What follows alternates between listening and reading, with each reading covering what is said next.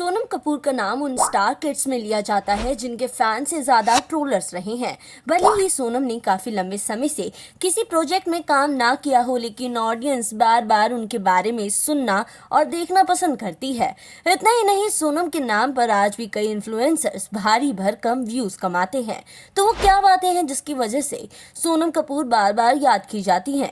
हैरानी की बात तो ये है कि सोनम कपूर ने अपने करियर में कुछ ही ऐसी फिल्में की हैं जो सालों तक याद की जा सके।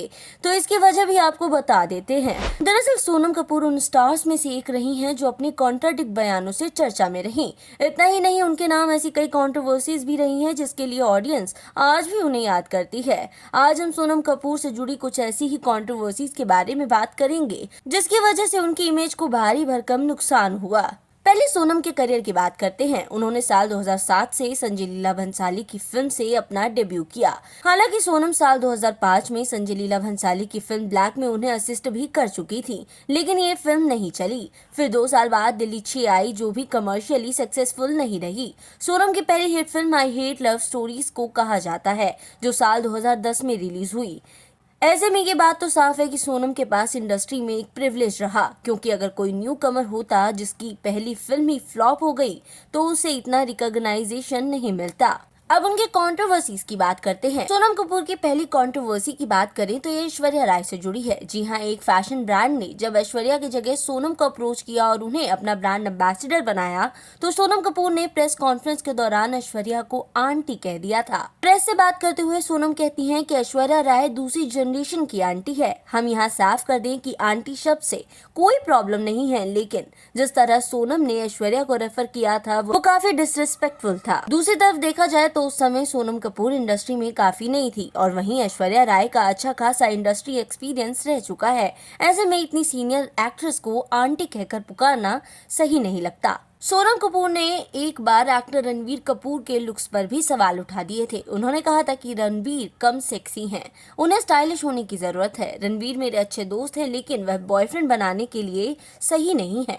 उनकी अगली कंट्रोवर्सी की बात करें तो फैशन इंडस्ट्री पर भी उनका बयान काफी वायरल था। सोनम ने कहा था कि भारतीय आदमियों को बिना गे हुए फैशन की समझ नहीं आती है। इसके अलावा भी सोनम कपूर फैशन सेंस को लेकर पूरी इंडस्ट्री को लताड़ चुकी हैं। एक बार उन्होंने करण जौहर के चैट शो कॉफी विद करण में भी कहा था कि पूरी इंडस्ट्री का फैशन सेंस खराब है। हैरानी की बात तो ये है कि सोनम कपूर उन एक्ट्रेसेस में से एक हैं जो काफी बार फैशन ब्लंडर कर चुकी हैं।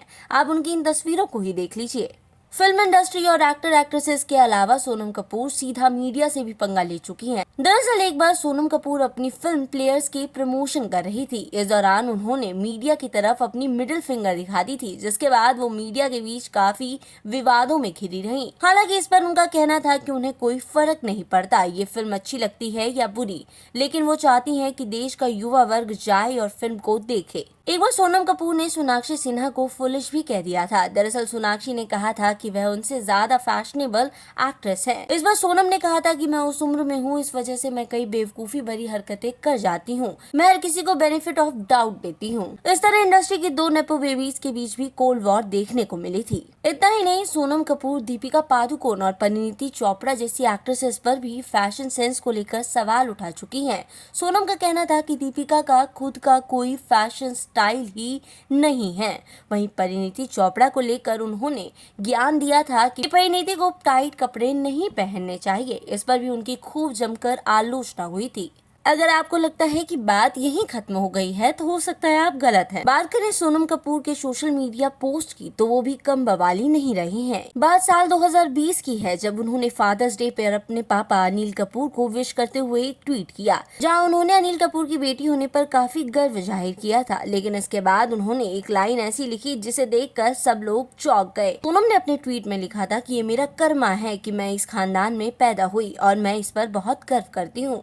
इसके बाद तो जैसे ट्रोलर्स की छड़ी लग गई थी और सोनम कपूर को काफी लताड़ा गया था। बहरहाल खबरों की माने तो पूरे 7 साल बाद सोनम कपूर सिल्वर स्क्रीन पर कमबैक करने वाली हैं।